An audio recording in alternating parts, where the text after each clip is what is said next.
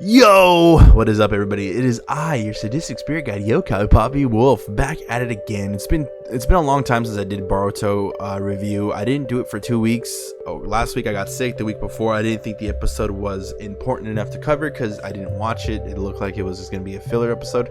Lo and behold, it was kind of more important than I actually should have, than I actually even realized. So I had to rewatch 3 episodes, and now I'm reviewing 3 episodes in one video. So this is going to be fun. The first episode, The Chase, is more of a cool episode between the Shikadai, the Inoshika team, when they're kind of investigating the odd, suspicious person who's been in the village and who try to siphon data from the Hidden Leaf, only to find out it's Kashin Koji. They're you gotta give it to Chocho in this episode. She's very keen, she's very in tuned with who she's hunting, and hell, even Kakashi is able to point out, like, the fact that you kids were able to deduct such reasoning from just so little information. On my level, that's impressive. Like, for me, this is to be suspected from the Lord 6th, but for you guys, not bad.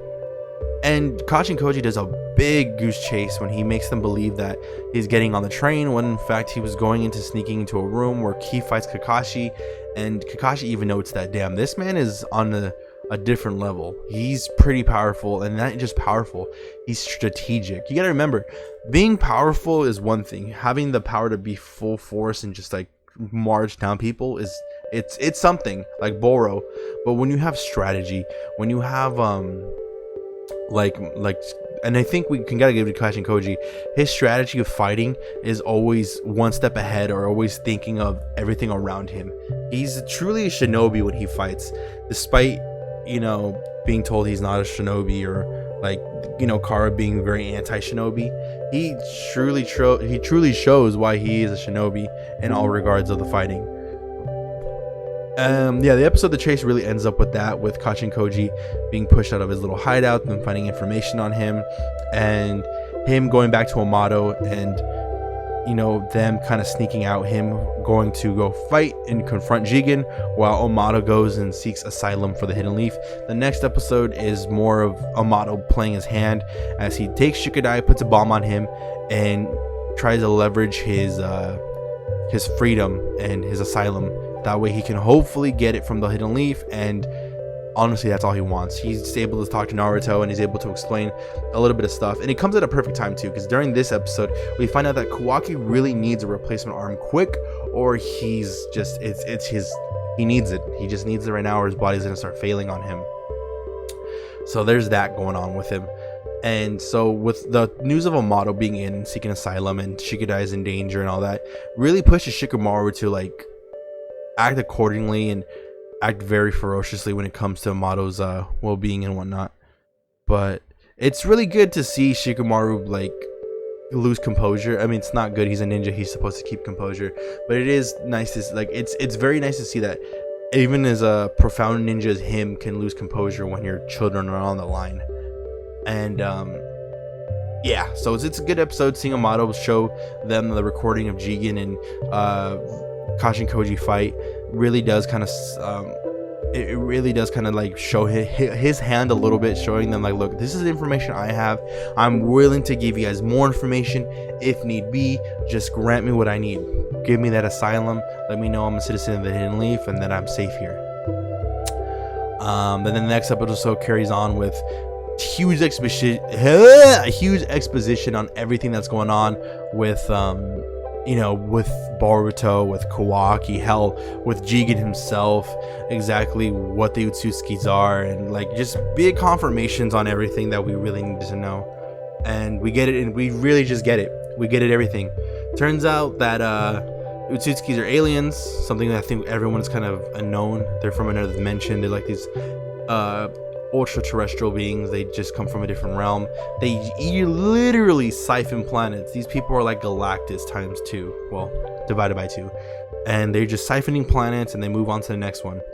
Turns out Ishiki was Kaguya's partner. He came to this earth with Kaguya, but Kaguya betrayed him and forced Ishiki to literally seek asylum inside Jigan's body, where he implanted himself and just let himself be digested, or just merging with his brain and his body, eventually doing all that fucking weird molding stuff. We also get like not confirmation, but we kind of get into this idea like Otsutsukis are much more complex than we do. Yes, they're alien-like beings, and they're very much they can be killed, or they can be sealed away or killed. I think sealed away is probably the best bet, so you don't get a karma mark. But at the same time too, it's also kind of given to us that they're more computer-like than they're data. They can compress themselves into a data file and just slowly decompress over time into a computer until they eventually take it over. And then, that being said, but what gets me thinking is, do they retain the true form of how they look like, or do they retain traits of that person? In a sense, like, is Ishiki gonna have long blonde hair, or Ishiki is Boruto gonna have a Momoshiki or Momoshiki if he takes over Boruto's whole body? Is he just gonna eventually his body is just gonna come back into light, or is it gonna be like long blonde hair with the spikes and everything of the sort? I don't really know. I think it might be, but I'm not. What do I know? And keep in mind, Momoshiki's already devoured one Otsutsuki, so him devouring, like, I think that's what's gonna make Momoshiki with Boruto's body a lot more powerful than Ishiki.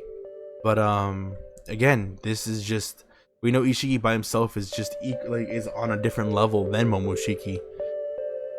Oh my lord, so much stuff happening. Boruto's reaction to hearing that he eventually will become Momoshiki is kind of tragic. You see that fear in his eyes of twitching, and like, so you're saying that I'm gonna be Momoshiki one way or another. There's nothing we can do to stop it, and that fear is one thing. And then of course Sasuke wants to switch the topic as then why is Jigan's karma seal on his chin and it hasn't disappeared over time yet? And they kind of explain, because the Jigan Ishiki kind of karma seal isn't a real karma seal. It was kind of a forced one. It was like a makeshift one, in order for him to just be there and get a body before he dies. But it's kind of revealed that if Ishiki uses Jigan's body to rebirth himself, it's not going to work. He needs a true vessel, that being of course Kawaki. Man, so much stuff is happening in this episode that it's kind of hard. We see Shikadai still losing his cool with the whole bomb around Shikadai's neck. We have Naruto granting the asylum so that way we can get more to the story. And then while all that's going on, we got the fight between Kashin Koji and fucking Jigan, bro. And we got Kashin Koji is honestly pretty fucking big brain when he fights. It's big brain, and even Naruto's noticing, wait a minute, the way he fights, it reminds me of, and it's just, he keeps getting cut off before he can continue his thought. But god, oh god, do we know who this fucking person is? We guys basically know who this person is, basically. But Kashin Koji, turns out he's a cyborg made to kill Jigan by Amado. Amado was just being big brain, was like, all right, we're gonna pretend to be in the service of this god, only to like plan his downfall. Of course, Kashin Koji's fight with Jigan is barely much in this episode. In the last two episodes, it's just lightly touched on. I think next episode we're gonna get the full fight of it, along with the resolution on what Amado's trying to impart onto the Hidden Leaf, which is how to kill an Otsutsuki properly and without getting karma sealed up. And man, what is going to happen, man? What is going to happen? I really want to see a whole episode of Kashin Koji versus Jigan, because it is going to be interesting to see Jigan be pushed, especially at this point where he's still recovering from his fight, because he basically used up a lot of Jigan's body in that fight. So whatever Ishiki does, I'm kind of excited to see. Oh my god, these past 3 episodes. So the chase episode, if I had to give it a rating, I'm gonna give it a B. It was good.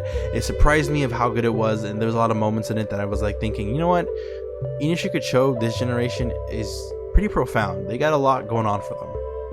While the latter episode with us, before this recent episode, was interesting. It was good. It was cool to see Amado react, and I like the interactions with everybody, how he's able to talk and be respectable, and at the same time too kind of come off as a slight bit menacing.